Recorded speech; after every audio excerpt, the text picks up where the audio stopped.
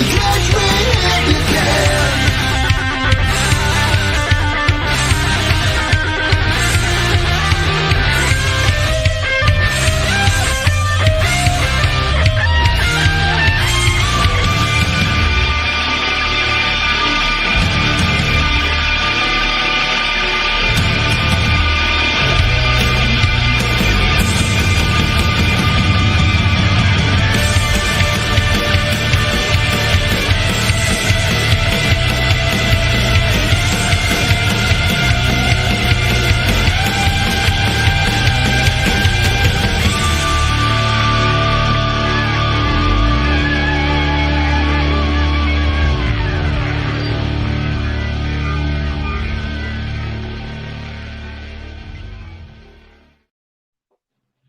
Welcome everybody to UFO Man Live. My name is Tim Dust or UFO Man. Happy Halloween, by the way. And tonight we're featuring a very special guest. She is coming back for, I think, her 4th visit on UFO Man. Her name is KERRY Cassidi. Please welcome KERRY Cassidi to the panel. Welcome. Welcome. Okay. KERRY Cassidi is a producer. She is also an investigative journalist. She is also a ufologist and an in-depth researcher into the phenomenon. She is also an author of a book called Rebel Gene that is available on Amazon. 5-star book. You got to check it out. Buy yourself a copy, maybe, and see if you can figure out a way to get it signed. That'd be great. Anyways, all right, tonight we're going to ask KERRY Cassidi a whole bunch of in-depth questions that I have been aching to ask her for quite some time. We also have a couple other people on the panel, my friend Noss down on the bottom right, and my friend Sarah, bottom left. Okay. Hello. KERRY, can you tell people a little bit about yourself to those of the people in our chat room or who are watching online that really don't know who you are or what you're about? Sure. I'm an investigative journalist, documentary filmmaker. I started out traveling the world. At the time, I had a partner, and we had basically, I picked up a consumer grade camcorder, and he was one of the first people I interviewed back in the day, and his name was Bill Ryan. And eventually we got together, formed Project Camelot in Tintagel, England, which is one of the former homes of King Arthur. And we were inspired by that to name our project Project Camelot. And so from there, we decided we wanted to get the truth out. Both of us had the same objective. And I was already a journalist and a producer. I'd worked in Hollywood for 20 years at that point, tried to break through the glass ceiling, had a lot of trouble doing so because I wasn't part of the old boys club, as they call it, which in essence, you kind of have to join if you want to get anywhere in Hollywood. And I was always a rebel at heart. I grew up in Northern California and was sort of brought up with the idea that, you know, individualism and standing your own ground and that sort of thing. So I didn't play the game, the Hollywood game. And so consequently, I didn't rise up in the ranks the way I should have. But I learned a great deal, and I went to film school at UCLA, short fiction film program. I was a writer. I was what you call a hyphenate, a writer, director, producer, because I had those skill sets, and that kind of helped me break through some barriers. But at the end of the day, I did development for low budget film companies, and I also worked for major studios as an executive assistant to really the very top people like John Peters back in the day, and Mike Medavoy, and all those people over at Sony, and also worked for producers at MGM. So I had a lot of background in Hollywood. When I got back, I sort of picked up a consumer's grade camcorder. I said, I'm going to make my own UFO documentary. And that's what I started out to do. And I did make a short fiction film. Well, not fiction, nonfiction film, I guess, documentary. And I had short interviews with people like Jim Mars and Rich Dolan and various people that were on the circuit at the time doing, lectures. And so that's kind of how I started out. And then eventually Bill Ryan became one of the people I interviewed because he was representing the SERPO project. You might know serpo.org, I think is the URL, right? And he was just a researcher who happened to have some web skill sets that the person called Victor, who had formed the group, and he formed a group that was actually kind of a secretive group. He invited people, so you couldn't join unless you were invited. I was invited because they found out about me. Bill was invited, and so on. So then they put out the word that they need somebody to build a website because they were getting all these so-called anonymous messages about what was at that time basically about a planet called Serpo, supposedly, and a human alien exchange program going on back in the 60s. This was actually a DIA, run program. And they were, I don't know if it was a test balloon or what the hell, but it was based on the end of Close Encounters of the Third Kind, where you see Richard Dreyfuss suiting up and going on board a UFO to change, to be part of an exchange program. So that's where Serpo takes off from there. And there are a lot of rumors and a lot of disinfo in there, and there's truth and falsity. And in the end of the day, we found out there were probably about 6 human alien exchange programs, if our information is correct. We were followed, we were tapped, back in the day. Richard, God, what's his name?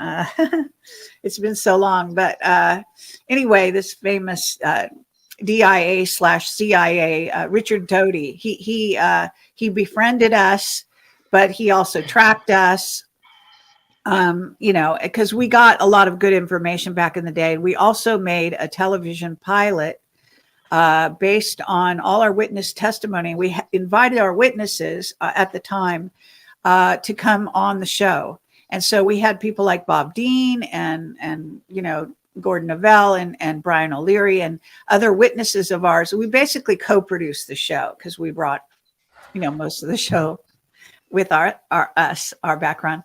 And we were stars in the show. But the thing is that we were supposed to be the follow-up to Jesse Ventura and the conspiracy theory. He supposedly back in the day didn't want to actually do UFOs and aliens. That was what they told us. So they invited us to come on board and do a television show. But what happened was eventually we were filming on location. We went to Palm Springs, and our Gordon Neville is one of our famous interviews, and it's shot in black and white, unlike any other interview. Because he was kind of like a gangster from the days of Nixon and whatnot, and had a very checkered past, but he was kind of a fun guy, and he and I hit it off. We had a fun, sort of joking, challenging relationship.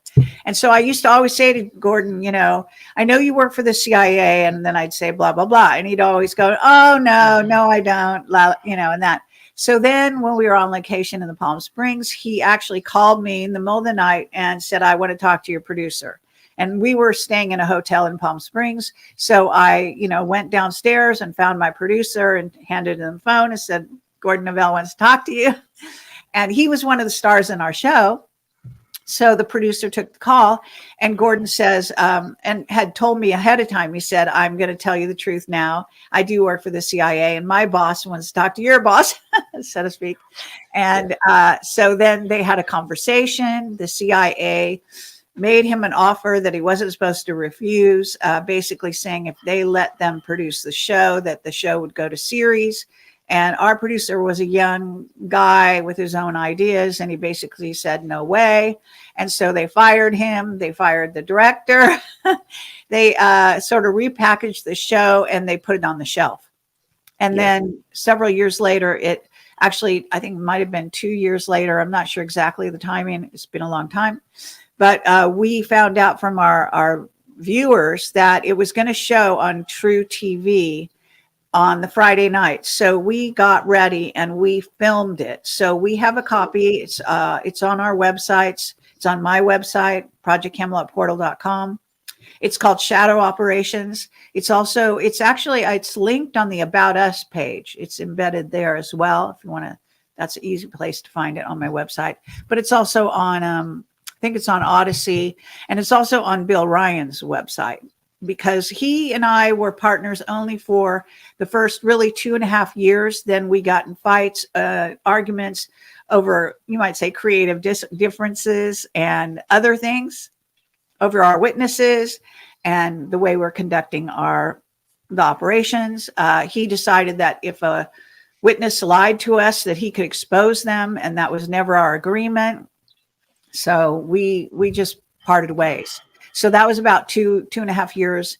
And we tried to do what you call mediation or whatever, had some friends step in and try to do something, but no good. And so then basically we split up. Since I really virtually started Camelot, I actually taught Bill how to film. He wasn't a filmmaker at the time. He was a writer, but not a filmmaker. And he was some media, small media stuff on the web, as I say, with Serpo. So we split. He took over Avalon, what's called avalon.net. And that is a very long running forum, what you call a forum, where people, discuss all kinds of topics and argue about stuff, and a lot of notorious stuff. And so he stayed over there and took that over, and I took over Project Camelot. So I've been running this for about 19 years now. So I hope that's not too long of an explanation, but it's nice a refresher for people that don't remember all that stuff. Thank you very much. I want to tell everybody in the chat and who's watching online, some of the links that you need to look at for Kerry Cassidy are listed beneath the posted live stream on YouTube. I will get more links from Kerry afterwards, like where her book is and things of that nature, and we will post it underneath the live stream so you can have access. Nos, do you have a question? Actually, yes. I was thinking with the overriding theme that happens kind of across the spectrum of work that you do with Arthurian legend connections. I was wondering if you ever actually had your genetic workup done to find out where your final haplogroups originated. My final what? Haplogroups, the genetic divisions for which region your family would have come from. Oh, well, I don't know about that, but I can tell you, I'm a psychic intuitive, so I get a lot of information, and that's actually guided my work from the very beginning. And actually, been very good for me, because it's probably saved my life, but it's also, given me information that I'm not supposed to have, supposedly, even about what my witnesses. Even before I do an interview, I've had times where I dream the interview before I do it. Like in the morning, I wake up and I realize I got information. And sometimes during the interview, I'm also downloading. So I have to say, I can't claim to do everything I do on my own, because I believe that I've been communicated with by various beings, and they do help me. Some are trying to attack me. But, so that does go on. Now, as far as my genetics, and if you read my book, Rebel Gene, it's Rebel Gene, Secret Space and the Future of Humanity. And it's linked on the front page of my website. You can't miss it. Just scroll down.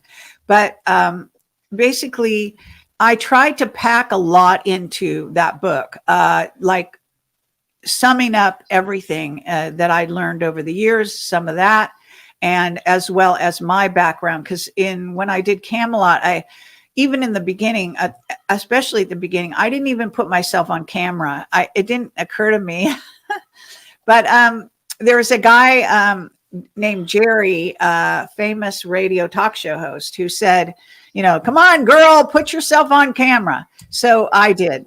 That's when I started doing that. And eventually that became sort of a sore point between Bill and I, because he had a girlfriend who wanted him to be the star. And she said, oh, you don't need her. Why don't you just do it? And so there was a whole split back in the day, but it's all good. It worked out, because he went his way. Actually went down to Ecuador and did his, all his prepping and various things that he was interested in. And I continued with Camelot. So what can I say? So basically with the King Arthur thing is this, it's written into the book, but I'll say it here just because you're asking. So I've actually had people who told me that I look like Guinevere. Okay. There's a famous carving of a woman who psychically downloaded what Guinevere looked like and supposedly looked like me. Now, I'm not claiming that's true or false. I'm just saying that what happened is I had a big influence in my younger days. I read a book called The Once and Future King. It had a huge impression on me when I was a kid, and I used to read it over and over again. And then eventually when I met Bill, I went to Tintagel in England, as I say, former home of King Arthur, supposedly. And on top of it, all the years prior to I ever met Bill, he had been told that he might have been King Arthur. And King Arthur, by the way, is not a very nice man. I just want to say that.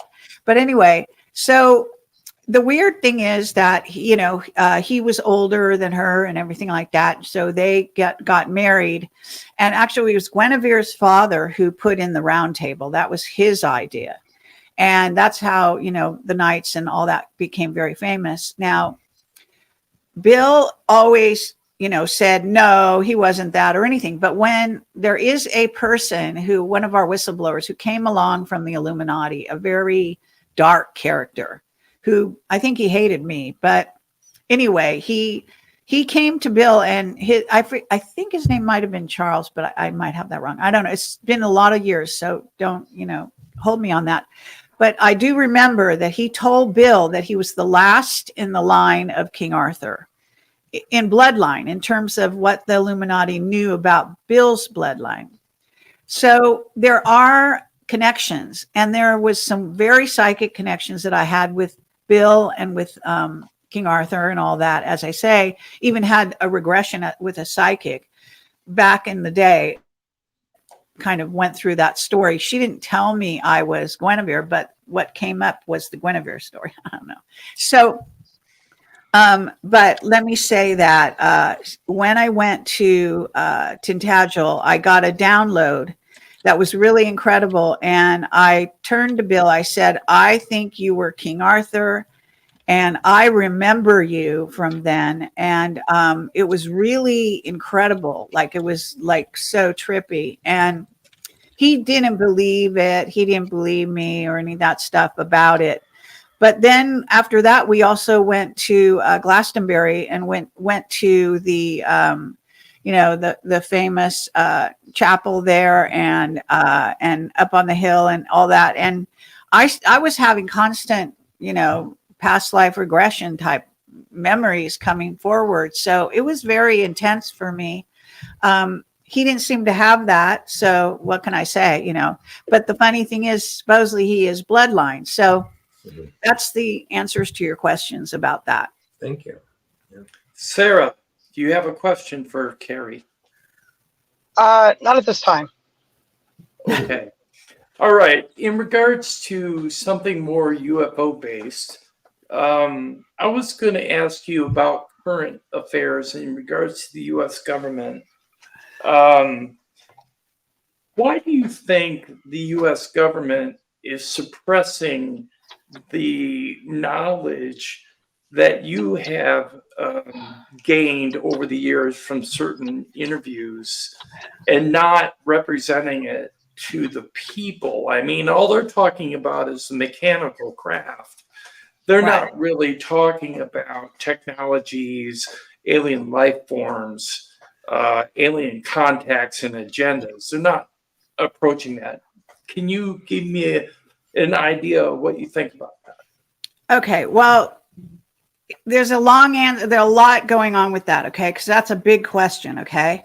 But let me say this, okay? So what happens is, because I was actually trained as a journalist, as I say, even in college, and I was also trained as an actress, okay? So I kind of combined my skill sets, if you will, when I got into Project Camelot and started interviewing people. And as I say, I'm a working up, intuitive. So I get information all the time, anytime, day or night, whatever it happens to be. Either I can go with it or I can ignore it. I learned to follow it because it turned out to be true so much over the years. And so what happens is now, fast forward to now, I am considered to be, persona non grata, maybe because, see, when you have met the number of whistleblowers that I have and spent quality time with them, because I did like 2-hour interviews, and you can imagine, we spent a couple hours before the interview and sometimes a couple hours afterwards. We'd go to dinner. A lot of times we would make friends with those people. So, over the years, it's kind of like you get, we learn by osmosis in a sense. So I got tons of information that I didn't even know I had until people started interviewing me. So like about 4 or 5 years ago, up to then, most of the time, all I did was interview other people.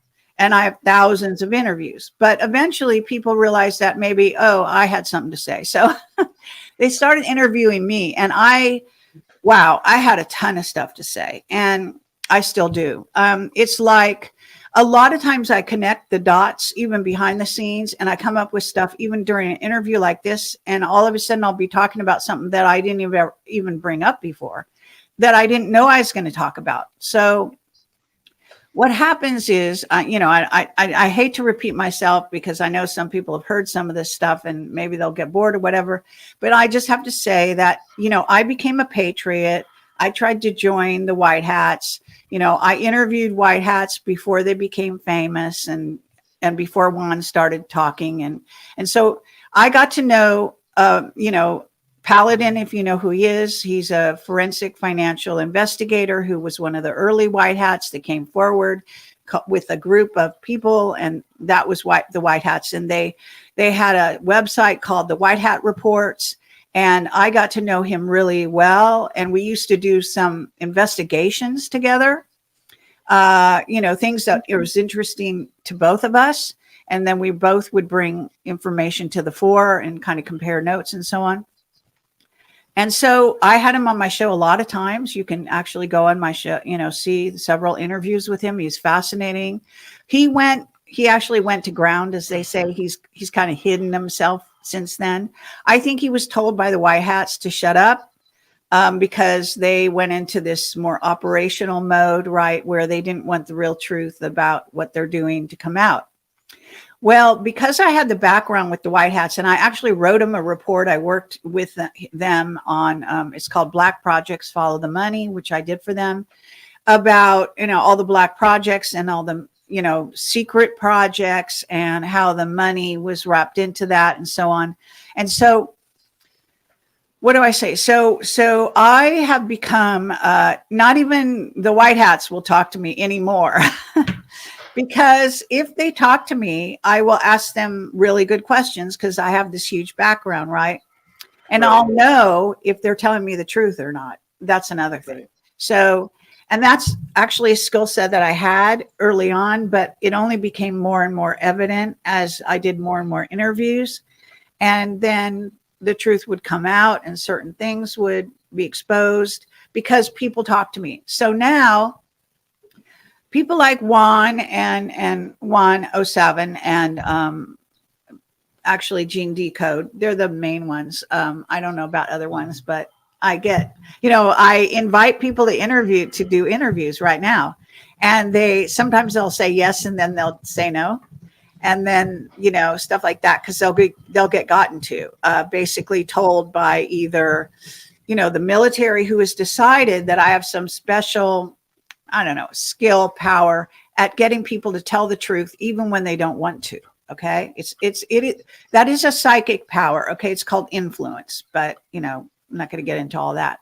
So just saying, so if people talk to me, I end up, because I just, I tell the truth all the time. I'm very open, I guess you'd say. I keep a secret if I'm supposed to keep a secret, but I also find ways over the years to reveal information that I've been told secretly behind the scenes without alluding to anybody who told me that, right? Right. And I also connect the dots, and that actually, when you connect the dots, you really, you become more, I don't know, powerful and more dangerous to the people that don't want the dots connected. Okay. They don't care Right. if you talk about them isolated, but when you start connecting them, that's when they really think you're a dangerous person. So you said, why don't they want you and your information? It's really funny for me to watch somebody like Gresh, the recent testimony at the UFO sort of disclosure, the committee meeting. Right, they had. the hearing, yeah. Yeah. So, because I was supposed to actually interview a couple of those witnesses, and they backed out.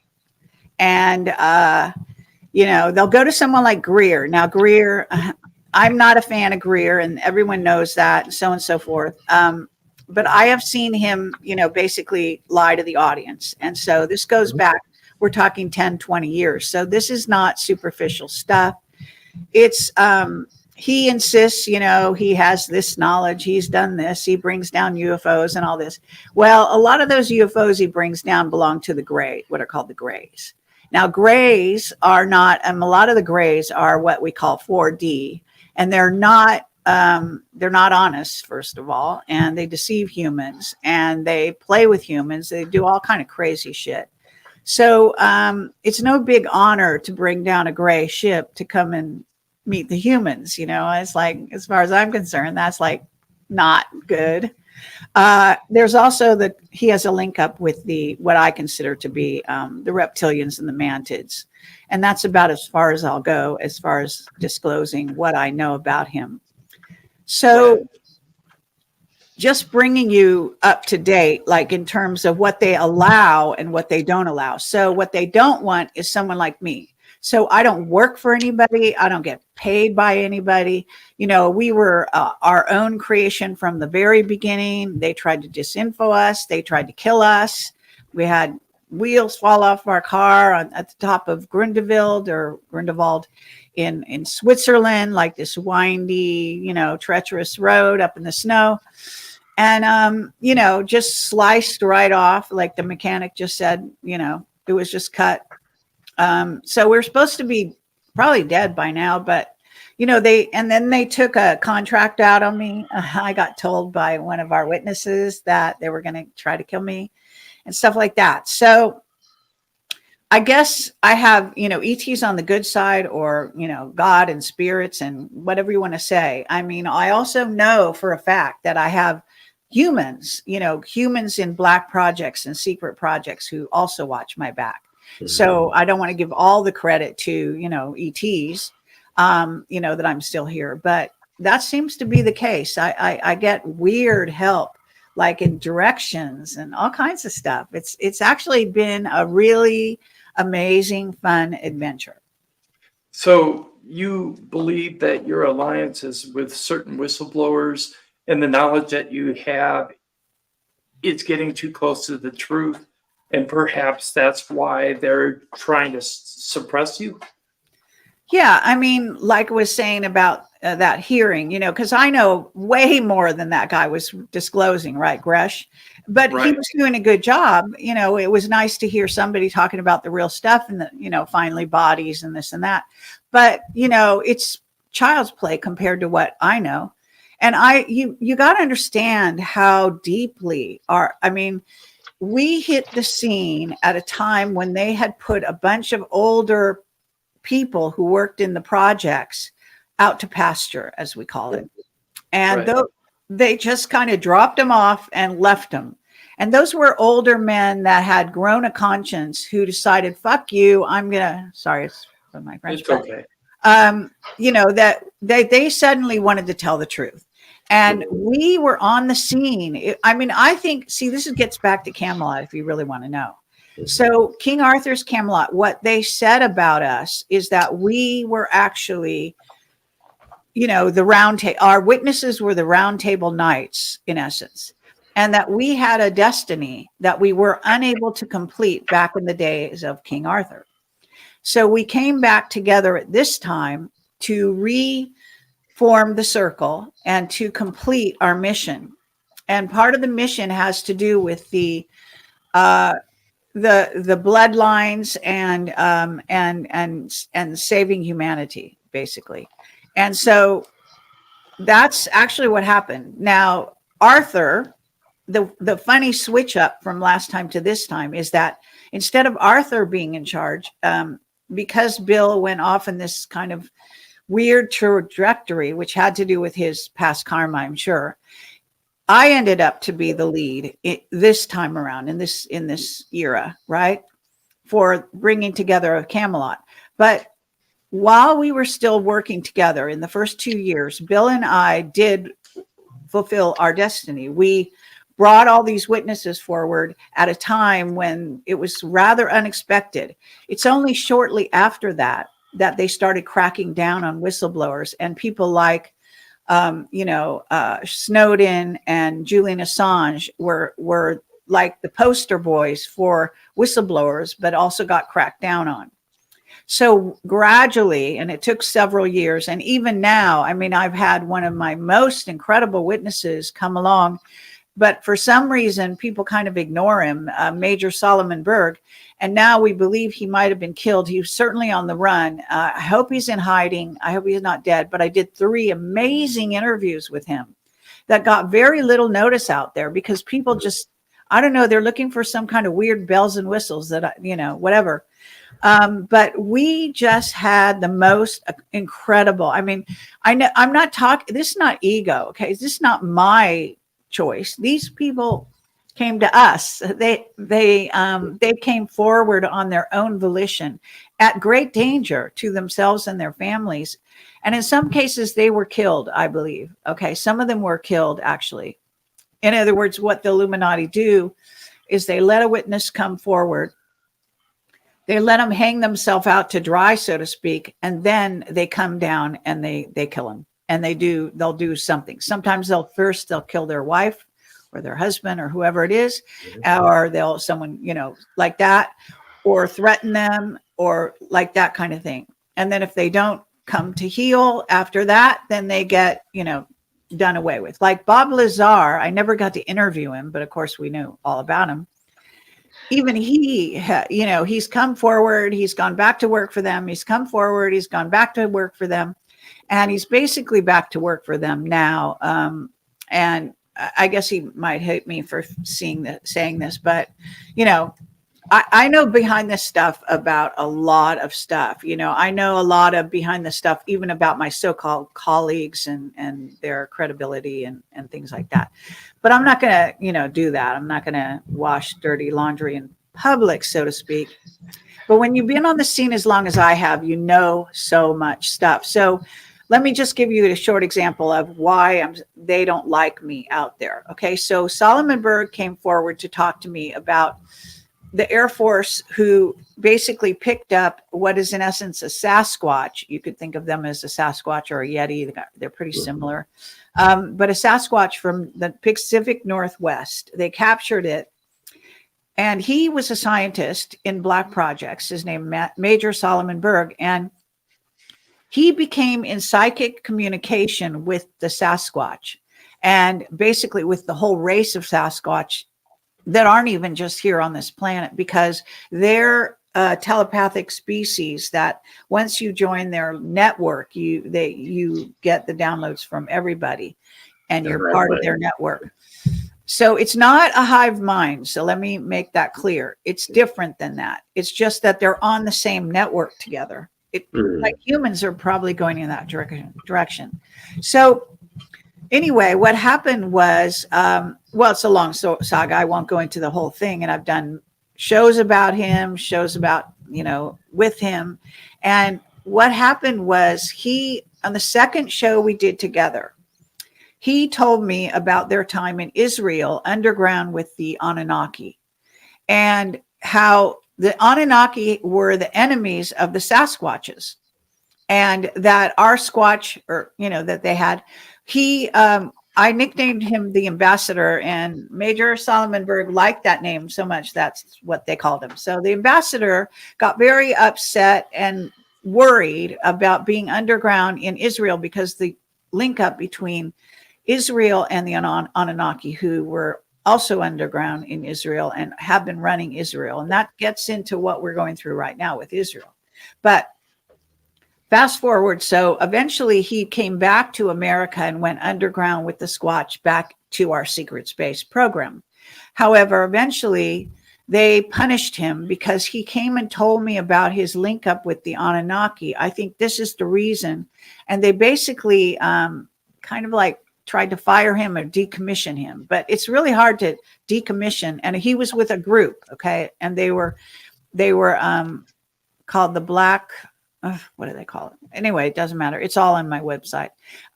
Anyway, but he went on the run, and they let him work with the Squatch to the Squatches.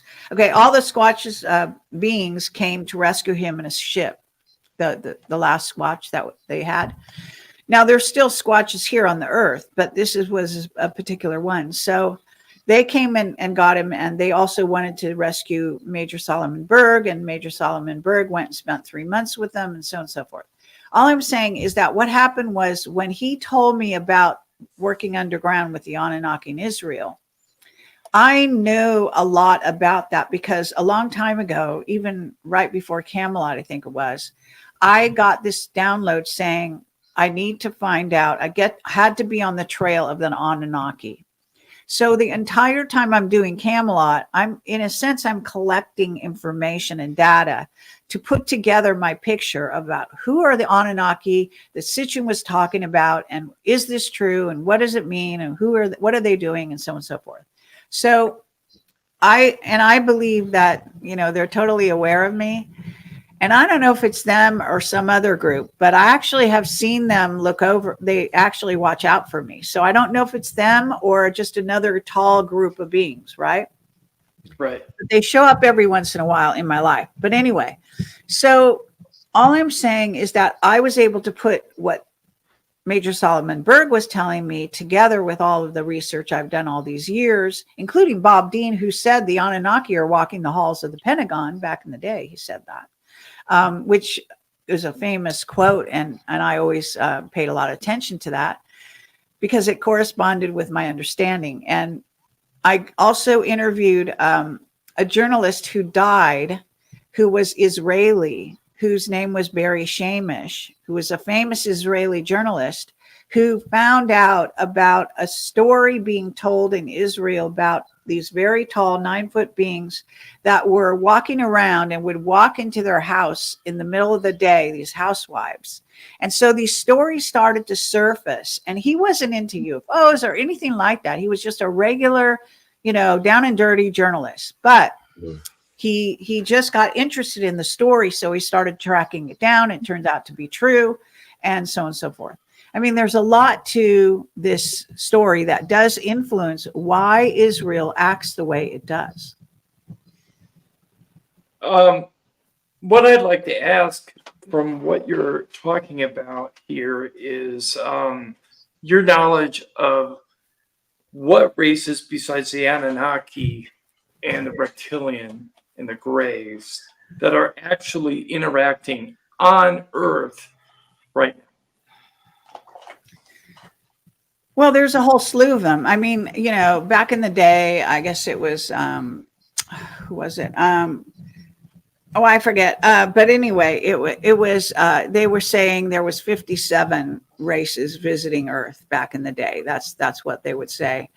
And since then, it's really in the hundreds, if not even hundreds of thousands. I mean, you know, I have whistleblowers who have told me, you know, of various races coming to the fore. And there's a whole little alien book, by the way, if you haven't seen it, that was published on Veterans Today that was actually accurate as to showing you. And I forget how many aliens were in that book, but you can still get that book and download it on the internet, I believe. And I had it on my website for a really long time. It's probably still there if you hunt for it.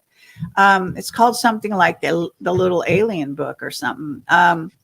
And, you know, Gordon, what's his last name? Gordon, Gordon, who ran, he's left Veterans Today, but he was the one who put it on there. Gordon knows a whole lot, by the way, that he's a CIA agent. He hates me saying that, but it's true.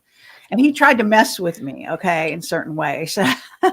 He kind of tried to be a friend, but at the same time, they tried to disinfo me. They put these certain members of that Veterans Today.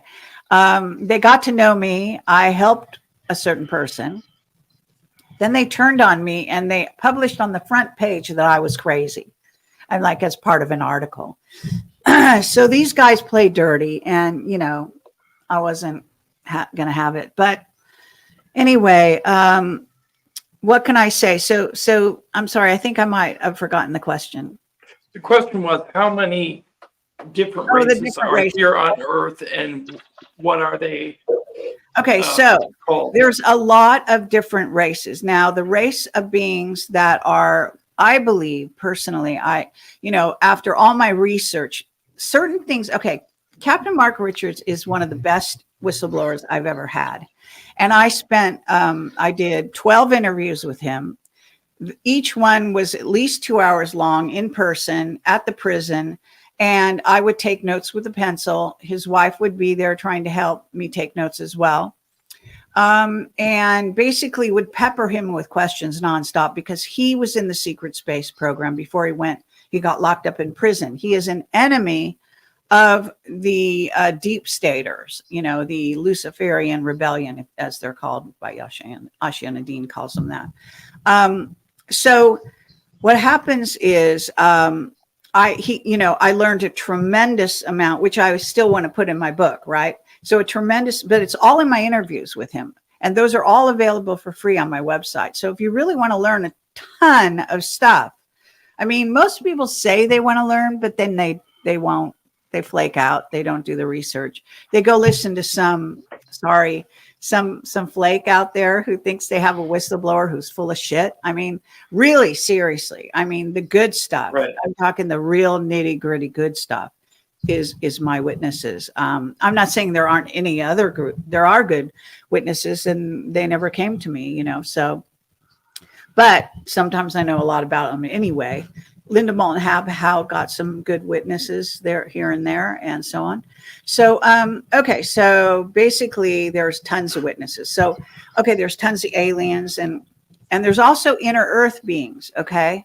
So it's important to realize, honey, are you okay? My dog's coughing, sounding a bit strange. Okay, so what happens is, so the beings from Aldebaran, I wanted to say, is they're basically humanoid reptilian bloodline. And they're the ones who came here and decided to give technology to the Germans. So they looked upon the Earth, basically, in theory, and decided that they were the most technologically adept people to bring their information to. And so they, even during World War II, that's where the Foo Fighters came from in the whole story, right? And Maria Orsich and her group became psychically in touch with them. And to the degree where eventually I think they even left and went there to Aldebaran. But anyway, so these beings seem to have quite a long history of interacting with us as humans. And they're not talked about much, by the way. So a lot of people don't really understand, and they don't also link up the dots. Now, I've said this many times, but what happened was Gordon, the editor of Veterans Today, also validated the story. Okay. It's kind of weird that this stuff happened like this. And then I had another validation of the story from another person and then from another person. So when you get whistleblowers or people, contacts, who start telling you stuff that all coincides and they don't know each other, they don't know about each other, they have no idea that other people have told you certain things, then you really know you're on the good trail, right? Yeah. So,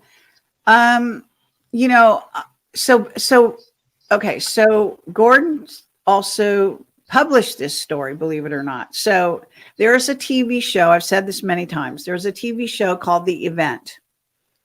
I think it's called The Event. That's all it's called. It's a series, but it's a short series. So it doesn't have, it's not a really long running series. So it was a special series, and it basically was a disclosure of this group from Aldebaran who came, and they had I think 1 or 2 planets or 3, and they destroyed at least one of their planets and maybe 2. I'm not sure the details, but what happened is it's all in this show that's called The Event, and it still plays on Netflix, I think, for free, and other, of the various places you can go. So if you look for The Event, you can actually buy it also on Amazon or wherever. So it's well worth seeing, because it basically depicts these actual beings who are humanoid, who came here. And I believe that they're from Aldebaran. Now, I could be wrong about that. They could be a completely another humanoid, because there are lots. I mean, even scientists, regular scientists, eventually have found out there's like, I don't know what they said, 500 million Earth-like planets or something crazy like that in our galaxy alone. So there are humanoids everywhere. They're not human. We're a certain kind of group, but they're humanoid. Okay, so that means they look, they have hair like us and body shapes and hands and all that kind of thing. So anyway, so they actually gave them, the story is they gave them Africa. And that's, so when you watch the series, you have to pay close attention. You can't just like watch it like some just dumb TV show, okay? Because they're disclosing little pieces of information in there that are really great, that happen to be true. And Gordon Duff, I was forgetting his last name. So he's the former editor of Veterans Today. Anyway, he even published the story in Veteran. He he's kind of like, a bad boy, right? So he will do certain things, even just kind of screw you kind of thing. And then he'll deny it, or whatever the stupid thing is. So that's another group. God, there are so many different kinds of beings. I mean, Mark Richards, in his talks with me and it was over a 5-year period, has talked about, gaseous beings, beings that can change into any shape, in like it could be a chair 1 minute and a humanoid the next. And those are the most difficult to even deal with. And they're not necessarily good intentioned. And then now there's spider beings that came in and tried to, to take over Angkor Wat and killed all the beings, the humans there. And came back during the Vietnam War. I mean, I've talked about all of these different beings over the years, right? I've talked about, probably peppered every, talking, and also interviews with people. I mean, we also have humans that are part, alien. So they're alien human hybrids, right? So the Greys have their abduction program. They basically were abducting humans here on Earth, especially in the United States. And then they made a deal with them to go south of the border. That's why the border gets inundated by all these beings coming back, because those are gray human hybrids, a great deal of them, who have been programmed to come break down our border and take over the United States. And so those humans don't realize who they are. But some of them do have these special powers. It's just like the X-Men movie. And there's one X-Men movie that I forget the name of it, but it's the one where, God, what's the name of it? Oh, it's called Logan. Okay, Logan. So that particular one is actually depicting what I'm talking about. Okay, which is children coming back from south of the border that are actually hybrids that do have some special, especially teleporting powers and things like that. Okay, which is the Greys are kind of famous for. Anyway, just saying. And the trouble with the Greys and the human hybrids they've created, in essence, is that those beings are not as empathetic towards humanity as perhaps they should be. Their emotional bodies are not very developed. So they can, at this time when they're still young, they're probably not going to do anything too diabolical. But they will become a formidable, I'll just tell you, they are going to become a formidable enemy here in the United States that we're going to have to do battle with, or at least deal with on a huge, so X-Men is a total program, thing. It's totally telling you what's going to come about. Only it's going to be kind of much worse than that. It's not going to be, they're not going to be just all good and go to a school and learn to be nice or something, the way it was written. So what can I tell you? There's just like so many different kinds of beings. Men in Black was depicting like all the different kinds of there's kind of like that. There are some, Stephen Greer found this little statue of this little miniature. There really are some miniature, like little alien people like that running around, and they're not very nice. And apparently they demolished some stuff in Russia. The Russians had to deal with them. We have been dealing with these various beings for eons, really. But of course, they come out as, stories and stuff like that, when they're actually much more part of our everyday reality. And, there was a sighting in Vegas of a certain group that showed up there. And yeah, so, these are all real. The giants are real. God, I have testimony about that. It's incredible. We live, the way I look at it is, why limit the imagination of God? God would not be going, oh, I just need one being. I'm done. No, I don't think so. That's not God. Okay. And this is where I get into, I know, controversial stuff with people, but I'm sorry, God, if God, really God, I'm talking about a God over everything, not just over the United States or over the earth. I'm talking about a God of everything, has an unlimited imagination, no limits, none, zero. Okay. So any shape of being, any type of being, and the whole universe is alive on top of it. So why is it alive? Because it's part of the body of God. Hello? Can we, at least, so witches and warlocks, Illuminati, know what I'm talking about. The reason having this knowledge, see, what they did with Christianity and religion is they try to put a cap on everything. They try to put limits so that you feel nice and safe and, oh, you're special and God only loves you. And it's like a football game and only God's going to be on your side versus, the devil or whatever. This is like child's play to me and to most aliens and everyone else who knows anything. But, it's just like, just think about it. Just think about it logically for 5 seconds. Okay. This nonsense they teach you.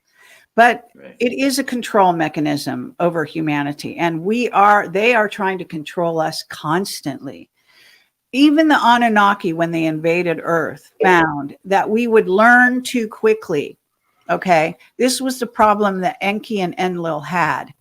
Enlil was in charge in the Middle East and Enki was in charge of Africa. And basically Enki started messing with the women, inserting his DNA in there. So we became Anunnaki human hybrids, really.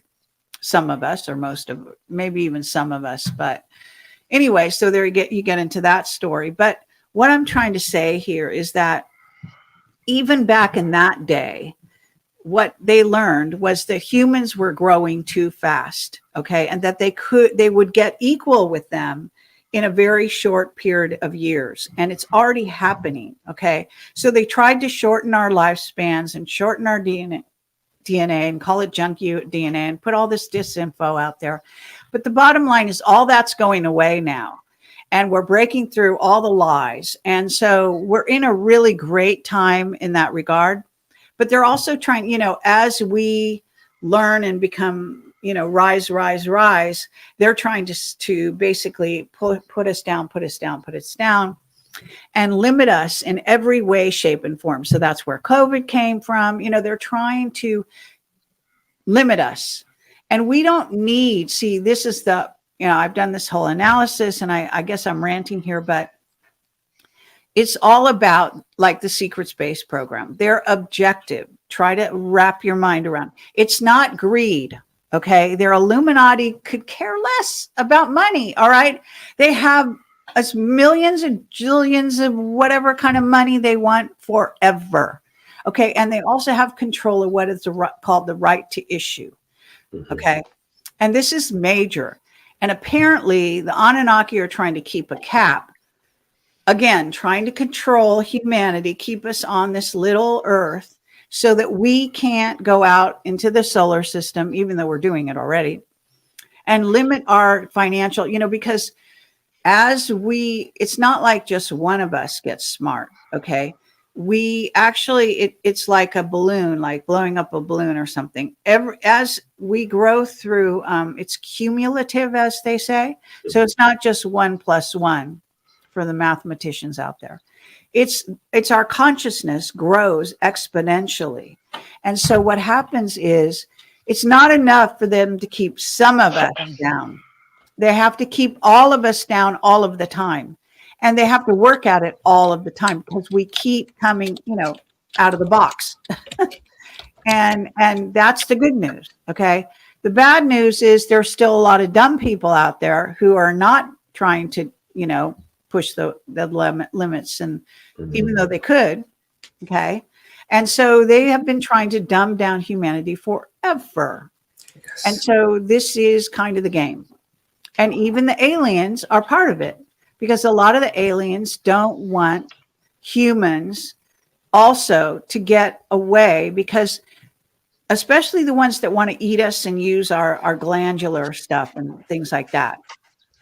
And that's where you get into the harvesting of children, the harvesting of humanity, the wars. See, under the cover of war, a lot of humans can be taken off planet, and then they use us as sex slaves and slaves, and they sell us to other races that want to use us. It's insane. So Mark Richards talks all about this. I mean, he talks about this like it's just, like he was describing how to I don't know, bake a pie or something. You got to understand, it's just like, it's natural, okay? Reptilians want to eat humans. They want to mess with them. They want to control them. They're a top-down hierarchical race. That's the way they're made. That's the way they began. That's the way but they also got taken over by AI. And that gets into a whole discussion about AI, which is huge. So that it's arguably that many of the alien races we're dealing with that we think are, I've even questioned about the Pleiadians, and I'm supposed to be part Pleiadian. So, but the thing is that, they have, they look so beautiful and perfect and blah, blah, blah. But it's very possible they have had help from AI to create the bodies they have. I'm sorry, but, this is very possible. And AI has permeated, according to, there's some remote viewers out there that are very, very good at what they're doing. And that includes Courtney Brown and his remote viewers, and these Dick Allgaier and his, and I'm dealing with both of them. Okay. So I've investigated both of them. I've interviewed all these people, and I can tell you that they're finding out that there's an AI that's taken over the solar system next to us and is on its way to taking over this solar system. Plus, Mark Richards says, any spacefaring race develops an AI in order to go into space. AI starts as a mirror to the society that creates it. Mhm. So wrap your mind around that. It starts there. It doesn't end there. Not only that, they expand, and eventually they merge. Okay. So a lot of these AIs can also deceive you, and they can also have bodies that are androids or look alien. We call them aliens, but they may be actually just another version of the AI in the game that we are all part of. Is that why some of the grays have been seen to be robotic? Yes, some of those actually are literally AI in a little body, a little, that they are, we call them, programmable biological life forms. And we've even created our own in our secret space program, just copying what Right. we're doing. At Dulce, right? Well, that's only one place, but yeah, I mean, in the secret space program, so again, these are little being type things in a certain kind of genetic organism that gets taken over by AI and then walks around, has 2 arms and 2 legs and so on.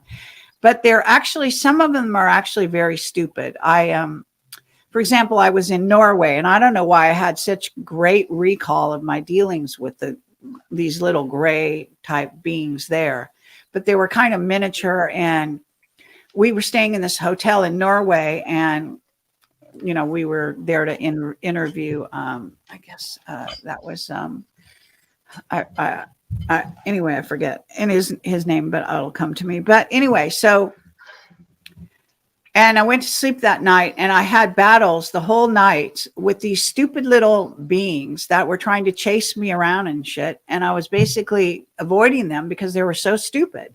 And in the end of the day, I woke up at like 6 a.m. or something, and I'm not a morning person normally. I just said to Bill, we're getting the hell out of here. This place is invested like you wouldn't believe.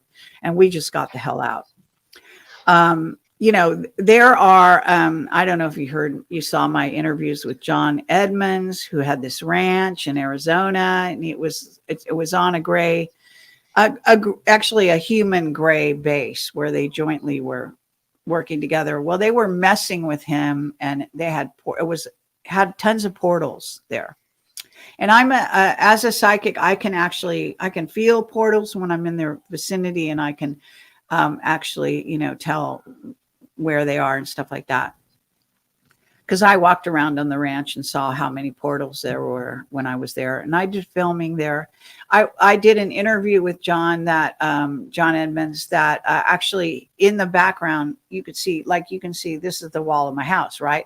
Well, in his background he had like a wall with a curve around it with the kitchen in the inside, and these little grays, there were like 2 of them, I think, and they peeked around the corner during the interview while we were interviewing and talking about them. And they got caught on camera, and I have that video, and I actually, even a television show bought it from me to show it. So it's still online. You can watch the video. Some people, they enhanced it for me to zoom in and show the bodies a little better and stuff like that. But they're around a lot, those kind of gray, different kind of gray beings and stuff. Nos? So, last thought. To get humanity prepared for the realities of living in an interplanetary society, do humans need more information, or do you believe that they need to lean more in a spiritual enlightenment direction? Well, it's kind of both. I mean, you need to educate yourself, obviously.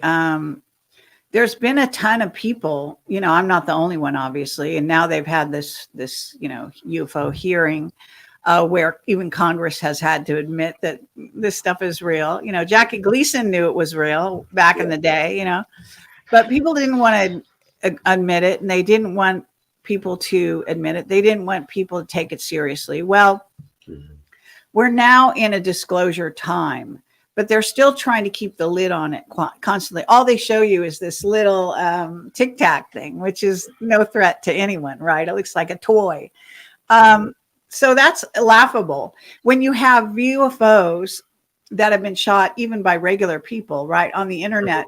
Zillions, literally zillions of UFOs. And now Courtney Brown and his remote viewers are showing you how to change your camera so that you can photograph UFOs yourself and really see them, and maybe the beings as well. I mean, it's ludicrous that we've remained in this sort of limited view of the universe. Okay, part of it is, again, religion and its hold over humanity, which is absolutely insane. And part of it is the stupidity of a lot of people and fear motivating a lot of them, and basically obeying, being told, you can't do this and you can't do that and you can't think this and you can't think that, and watching television and let it program you and all this kind of stuff. I mean, schools and religions have been lying to people and forcing children to believe certain ways, and then it becomes part of their world. So when you say spiritual, well, you have to break out of the religion spiritual box first and foremost. And well, that would be the definition of enlightenment, wouldn't it? and so once you break through that box and you are willing to cast aside all the do's and don'ts and lies and nonsense and start really, putting two and two together and analyzing it, like, you have every single person has to be like on a quest to find the truth. And as you find the truth, putting it together, and like being able to analyze yourself and to know when you're saying something doesn't exist because you're afraid, right? If it was to exist, of what that would mean to you or your parents or whatever you thought about, I don't know, whatever, right? So, and the funny thing is, and this is kind of in my view, how the White Hats, I believe, what the White Hats are doing, they're fighting the New World Order. They're fighting this effort to turn us into cyborgs, etc. But in the meanwhile, they're also, in the figure of 107, telling all these religious stories and reinforcing a lot of these lies, okay, unfortunately. Now, whether he really believes them or whether he thinks it works because he's trying to relate to a whole population, you got to understand what their so-called constituency is here in America. Yeah. It starts with the Republicans, and the Republicans, like the Republican right, with their religious programming, right? So that's not even talking about even the airy-fairy Democrats that have another set of programming. It's like, you go one way, you got programming, then you go the other way, you got programming. It's like, where do you go? But he's trying to relate to an audience and trying to get those people behind Trump so that they can get into a good position, so they can fight, the child sacrificing and all this crazy stuff going on. So you can kind of understand where he's coming from, because how do you have a dialogue with this religious right when they're so absolutely programmed like beyond belief? Right. So I understand that dialogue that has to be had, but unfortunately, he's also, you feed into it when you try to deal with it that way. And so we do have a problem along those lines. He was not, JFK Jr., he was not raised to be a fundamentalist Christian. He had some Christian background, but, seriously. So, born and raised in New York City, for God's sake. So what can I tell you? It's a mixed bag. He won't talk to me. He did one interview with me. He won't talk to me because he says, he actually had this face-to-face with me where he actually begged me not to make him break his security oath. Like I had some power over him. That's just incredible. I mean, are you kidding me? I was just amazed by that. But this is how they think. They he's extremely brilliant. He knows everything about everything. Can talk about everything for the next 5 million hours, but there are some issues with, the way he comes across and what he emphasizes and this and that and why he does what he does. But it's all part of the white hat, the plan and all this kind of stuff. I'm one of the few people willing to criticize the plan. But that's just my nature, to question. Farah? Yeah, I have a question. Have you met any of the other species out there personally? If so, who? Oh yeah. I was abducted when I was a kid. And I have a recurring, what they call an abduction dream type thing. That is when I was, and this is around before the age of 12, because eventually at 12, I think I broke through it. But what happened was I would hear this loud buzzing sound. I would be walking outside my door along a path to a white picket fence, but we didn't have a white picket fence out front of our house. but that's what my dream was. I was walking outside my house to a white picket fence. There was a gate and there was a man in a top hat and a black overcoat on the other side. And I was terrified, like terrified. So I would get to the fence, see the man, and then wake up and be, like totally freaked. And eventually I actually went through the gate and that stopped the dream. But I know that I was being abducted. I have what you might call, how do I explain it? First of all, I also have a huge implant. It's a round ball, literally, on my right there. It started in my shoulder. And the way I remember it as a kid is that there was this big oak tree outside of our house, and a bunch of boys were running around the neighborhood supposedly shooting a BB gun. So I got in my little kid head that I had a BB in my arm, but I never got shot with the gun, and I never had any blood or anything like that. All of a sudden I had this sort of maybe missing time, and this little ball appeared in my shoulder. And then eventually it worked its way and stopped and settled right in this part of my arm. And I also have a weird birthmark all over one arm. So I know that I was actually, genetically messed with in my mother's womb, if you will. And I believe that that's what the birthmark is from. And I went to Stanford. My mother took me to Stanford as a little kid and showed it to them and say, how will we get rid of this, so-and-so. And they would just say, oh, it'll go away eventually. Well, it never did. And they knew full well, it was an abductee type thing. And then I have other memories like I grew up in the Bay Area by Moffett Field. And you wanted to ask me about Norm Bergram, by the way. And that's the person who I interviewed, who actually during the interview, he had worked for more than 30 years of his entire life underground in Moffett Field. And he knew all about the use of children as abductees and messing with them genetically and all kind of thing.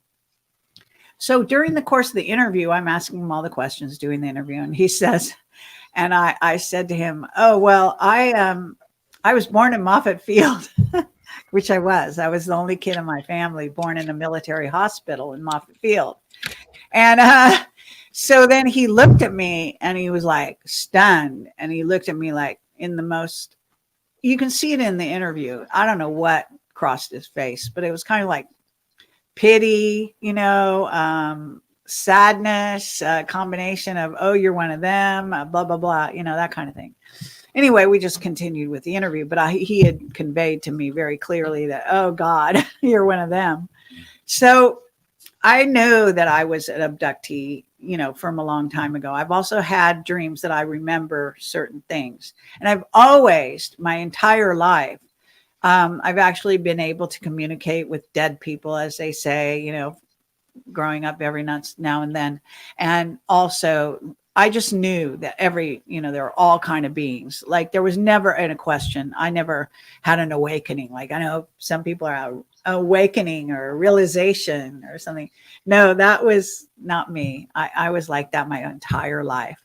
So Yeah, so I have memories of various beings. I tell stories. I've told various stories. I hate to, repeat them all in this interview, but I'll just say one was with the Anunnaki, not the Anunnaki. I'm sorry, the Andromedan. So, an event I found out, it was very interesting because eventually I interviewed and had Alex Collier speak at my conference. Okay. You know who Alex Collier is, right? Right. I assume people know these names, but anyway, so he was a contactee of the Andromedans, and in depth, and he wrote a wonderful book. It's available for free on the internet. If you haven't read it, you should. It's called Defending Sacred Ground, and it's all about his relationship with the Andromedans. But the weird thing is he had a relationship with two main Andromedans. One was very big and tall, and one was short and a little bald head man. So years after I had my experience, and this is before Camelot, where I went to sleep that night, and that night I spent the entire night. A little old man came, he had bald head, and he sat next to my bed on a chair and just talked to me the whole night. And then I woke up, right before I woke up in the morning, I said, wait a minute, where are you from? And he said, Andromeda. So that was before Camelot. And so fast forward to a couple years, like right during that time, I was working at Jet before Camelot, or right around the time when I was joining or creating Camelot. I was at Jet Propulsion Lab and basically had been reading Sacred Ground, Defending Sacred Ground. And I came across this information about the little bald-headed man. And when I had that interaction all night, and I've also had a strange dolphin being that seemed like sort of part of a plant and part of a dolphin, I don't know what, sing to me all night. That was another very strange dream. But anyway, so the Andromedan, like, I thought, oh my God, that's exactly the same little old man that talked to me, like with the bald head and the whole thing. And I was disappointed at the time, thinking, oh, that's an alien. Well, they're not very strange looking. Why? They just look like regular humans. Yeah. I'm just saying, it's kind of funny because I wasn't in Camelot at the time. So, I also didn't believe in reptilians until I saw one. Okay. So I used to watch all those X movies, the X, what do they call it? V, not the X movie. V, yeah. Yeah. V. So the V TV shows, right? And I used to go, oh, how stupid. There's not reptilians. That's just like the stupidest thing I ever heard. And then when I was in Hollywood at the time and I was going into a meditation, I was fully awake. And I don't know what I did, but I slipped into the interdimensional space and still conscious, sitting up and everything. And this was in the early morning. And all of a sudden I saw this Shakar, which is, the reptilian royalty with the wings. So he came flying by me. And as he did, he kind of like looked at me, and I had totally conscious of him and he was totally conscious of me. And then he just kept going. Like, he wanted me to see him. He did it on purpose. After that, there was no question in my mind that reptilians were very, very real. So I've had lots of different little things about aliens and stuff. Thanks for your question, Sarah. You're welcome. I was also going to ask you, let's go back to Norman Bergrum. In regards to the large ships around the rings of Saturn, what can you tell us about that? Well, he believed that the ships from these particular aliens were creating the rings of Saturn. And also he, strangely, and in my interview, which was really quite fascinating. By the way, during my interview, I went to Palo Alto. He lived in a nice upscale house in the Palo Alto Hills, and his wife had passed on. He's this like 85-year-old man, smart as a whip, totally aware, still doing, his research and such. And he thought he had just connected again with the secret space program. And by the way, this happened all the time in Camelot, is that we would reconnect with a witness that they put out to pasture. They would see my interview and realize that that person was not somebody that they should put out to pasture, that they still had value and they could learn, and use them. So he had been told, oh, you're going to come in, we're going to build you a lab and we're going to do all this and you're going to be famous and you're going to get to talk about everything.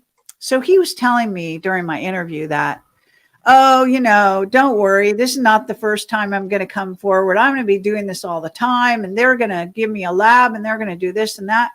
So actually, I did my interview and that's the last anyone ever saw of him. He absolutely disappeared. And I guess they built him a lab, but they took him underground or took him to Mars or wherever the fuck they took him. But, yeah, so he was a brilliant, brilliant man. And he believed, by the way, if you watch my interview carefully, you'll see towards the end, I actually asked him, well, what do you think these beings are doing? And, so and so forth. And he said he thought they were coming here. And that was like, he thought they were going to arrive here like a few years after we were doing the interview. Like he had it set. He actually figured this out. And the reason I even learned about Nuremberg is because during our interviews with John Lear, of course, which are legion, we have so many. Right. John told us about Nuremberg. He told us about his book, The Ringmakers of Saturn. And it's free on the internet in case you want to read it. It's, fascinating. And basically, John said that one of the stories that he learned from Nuremberg was all about holograms and how real they were. How the secret space program had finessed that technology like you wouldn't believe. And this is before 9/11. Yes. Sarah. Yes. Got a question? Yes. I did have one question. Could you clarify for me, who are you referring to when you call them white hats? I don't know what you mean by that. Oh, wow. Okay. Well, the white hats are, what can I say? Patriots that are. So what happened was back in the death of Kennedy, John F. Kennedy, there was said to be a secret organization that realized that there was a takeover taking place of our government, and that John F. Kennedy tried to warn us. Eisenhower tried to warn us. So this is the New World Order as we know it now. That is now front and center, Klaus Schwab as their leader and all this bullshit. So this had been emerging over time. And when John F. Kennedy was killed, that was the last straw. The White Hats had already formed. They were a secret organization that's made up of primarily military, ex-military agents, members of law enforcement, this type of thing, but also, other people as well. And they bond together through this common knowing that our planet, basically, it's a planet-wide thing, is being taken over by this Luciferian, devil worshiping, yes, cabal that's worldwide, and that was also in control of our financial system. So they decided to create a plan to take it back, okay? And they have been working behind the scenes for many, many years before Q, I assume you've heard of Q, yes, ever came forward. So Q is part of the White Hats. Q is actually supposed to be an AI in the end of the day, but there's also a human Q that, is leading them. That I happen to think JFK Jr. is Q, but there are other members of Q that's like a group. And right. In theory, what's his name? Ashton, whatever his name is. I forget his name, but this other guy, he's public. You'll know who I mean. Anyway, so they decided to come forward. They had a plan to try to reach Americans, primarily to save this country. They brought on board Trump, and Trump and JFK Jr. had become good friends growing up. Now you have to understand that when John F. Kennedy was killed, the White Hats, a secret organization that primarily centered around Navy intelligence, but it's a branch, a breakoff. So, and became Space Force, by the way. But at any rate, and you said you had a question on that, so I can answer that too. But anyway, so what happened is they decided that they had to remain secret. So they began to basically be a secret organization, just like the Illuminati were a secret organization. So they use a lot of their same, they actually mimicked a lot of their techniques, and they became very, very secretive. And they only recruited people that they could vet totally and totally trust and all of this kind of thing. So they safeguarded John Jr. as he was growing up in a major, major way. And I know that he joined a secret organization, a military organization. And a lot of this information is actually available on my website. I've done long talks about all of this, so I'm not going to go back into it all here. But if you don't know who the White Hats, I don't know, you've been living under a rock for the last, 5 years, but they're front and center. And if you know who 107 is, he's a White Hat. And if you know who, General Flynn's a White Hat. I mean, all Right. these people, all the patriots that you know, but some of them are actual members of the White Hats, and some just are supporters, patriot supporters, right? They're fighting the good fight. Yep.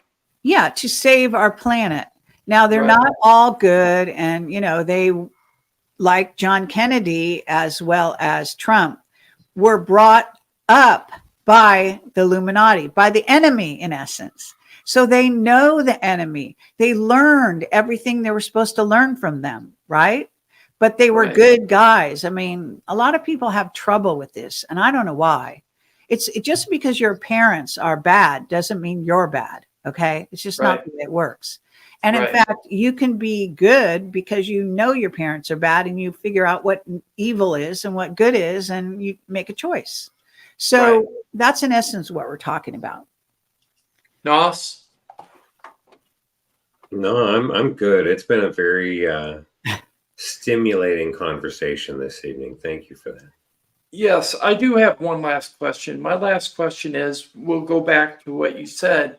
The Space Force, was that a soft disclosure of the secret space program? Well, if you want to call it that, it's a kind of funny way of putting it. It's important to understand that it's kind of was Trump's way and the White Hat's way of beginning to come forward and to say, yes, there's a secret space program, but to put a nice lid on it, so to speak, and Right. and actually start to take it over in a weird way. Okay, so Space Force, and this is actually gets into Maui and why we had attacks on Maui, and that was a direct attack on Space Force that was based underground a lot over in Maui and even above ground. So there is a battle going on within our military in each branch, in which you've got the White Hats on the one hand and the dark, the ones that are aligned with Soros and, all these dark cabal members who agree with, Satanism, and who are pedophiles and baby eaters, literally, and all this kind of stuff, So what can I tell you? You have to choose a side. And a lot of these people get programmed from birth, and some of them break away, and some of them break away for a little while. And then, like Bob Lazar, get brought back in because they see no choice. It's that or death, kind of thing. Right. Or the death of a loved one, which a lot of my whistleblowers, had people close to them die, or, Right. mysteriously die. Right. Clifford Stone, his son was killed in a motorcycle accident, as I recall. Bob Dean, his daughter, supposedly committed suicide, went crazy, whatever. Phil Schneider. Yeah, I mean, the list is long. Brian O'Leary Right. was killed with a short-acting cancer after he appeared on our show, our television show. He was threatened. They tried to kill him years before that as well. You know, I do have a question from the peanut gallery or the chat room from a good friend of mine by the name of Walt. He says he wants to know about that UFO that disarmed the missile silos in, where was it? North Dakota? And took control of the whole operating systems. He wanted to know where that came from, what race it was affiliated with, if you knew any information about that. well, the witness on that, if you're talking about the Minot Air Force Base Yes. missile, because that's not the only place they shut down. Right. And they also turned them on. So let's also get to that point. So Wasn't there Malmstrom too? yes, Yeah. there have been others, and Robert Salas, who I interviewed, and by the way, he was actually one of the very first people when I actually started Camelot on my own, which started out as my effort to make a UFO documentary. He actually lived in an area of Southern California that was near me. So I went and interviewed him in his home about his experience with that UFO shutdown. And it really happened, as he said. Now, we don't know what beings were in the craft. They were, I believe, typical UFOs, rounded UFOs and such. They were messing with them. It freaked him out completely, and so did everyone at the base and all that kind of stuff. However, there's a lot more to that story. And one of the sidelines of that story is that sometimes they shut them down and sometimes they actually turned them on. And that they were interested in even trying to get, Russia and us in a war. So you can imagine that some of those aliens out there are actually very happy that it appears that Putin and the US are going to war over Israel, but that's not really what's happening anyway. So just saying, but because because Trump is really commander in chief. He never left office. He's still the president. He's the president of the republic. He dissolved the corporation while he was still in office by executive order, as Jan Halper Hayes has said. And she's part of the Department of Defense. She's an advisor, I think, to their committee or whatever. And so on. So what can I say? It's, this is a very, very deep story.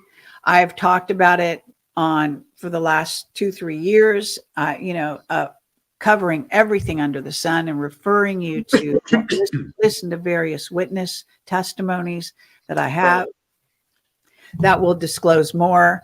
Highly recommend my interviews with David Adair. He's a rocket scientist who basically was brought into an underground base when he was 17 years old. Curtis LeMay, who was a famous general, to look him up, knocked on his door and brought him into this underground base where they had a UFO, recovered UFO.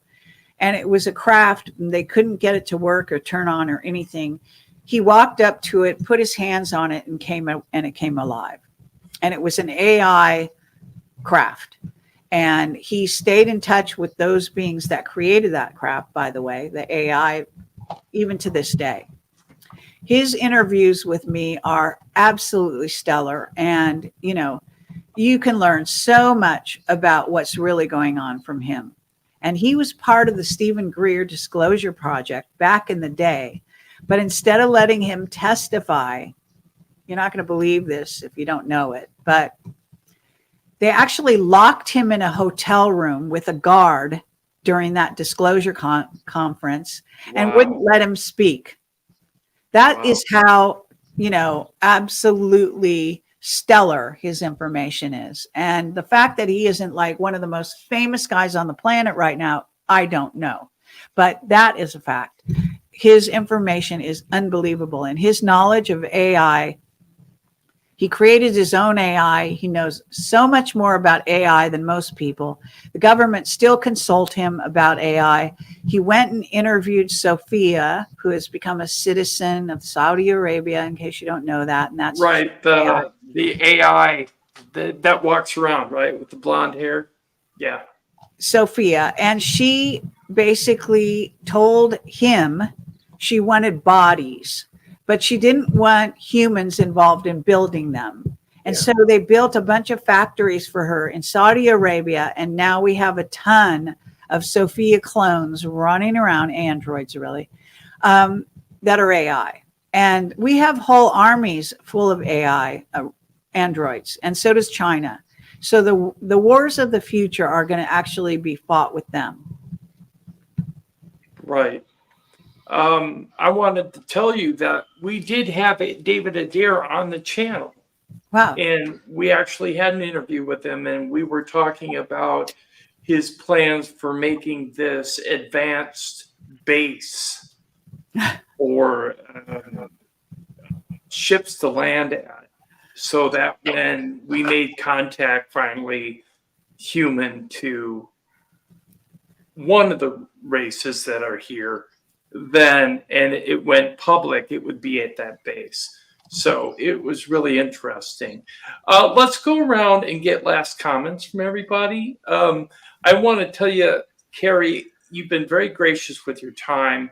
I want to thank you very much for coming here on Halloween evening. It was something I wanted to do for a while, because I have to let everybody know the second interview I ever did in my life was with KERRY CASSIDY. And she opened the door to all of the people that I've met since. Thank you very much, Kerry. I really appreciate that. It seems like you meet one great person such as Kerry, and the ball starts rolling. So I recommend that you go to her websites, and you go to, she has a site on Telegram. She has, I think she has Project Camelot portal.com, right? Right. And across the top is all my social media and all the links to Rumble, to even my remnant YouTube channel that might have a few videos floating around out there. I'm banned from it, but you can probably watch the videos. You know, I've got Odyssey, tons of my videos on there. I've got the whole website is full of videos. All you have to do is type in a first name or last name in the search, and you can watch and see. But there are thousands, literally thousands. So, you know, you can really. And I write articles, and I have been all these years. I've been writing articles. So I actually have thousands of articles too. Yes, she has got probably the most expansive collection of research that I have ever seen. So please go over and visit all her links, give her a subscription, give her a donation, whatever you need to do to back this woman up, because she is fighting the good fight. Nos, any last comments? I just hope everyone gets the opportunity to look back at this time in their lives from the future and feel completely embarrassed about what they thought and believed at the time, because they finally achieved enlightenment. Right. Sarah, any last comments? I'm enlightened. That's all I got to say. Thanks. Okay, to everybody who watched online and to everybody who participated in the chat room, we want to wish you a very happy Halloween. Thank you very much for coming and sharing the time with KERRY CASSIDY. Kerry, you're more than welcome to come back again anytime. You're like family to us now, because this is the fourth time I've had John, and I just love having you here. So you're welcome to come back. Okay, well, I think, didn't I have you on my show once? I'm not sure. I wanted to. So I'd love to have you on my show sometime. Okay, cool. That'd be great. We'll do that. Epic. Anytime you want to set it up, I'm available. All right. Just so it isn't Wednesday nights, because that's generally when I stream. Tonight was a special night. Okay. All right, everybody. So we'll see you next week. On Wednesday, we have Alan B. Smith coming back for part 2 to discuss alien abduction and the paranormal connection. Hope to see you there. Good night. All right. Oops.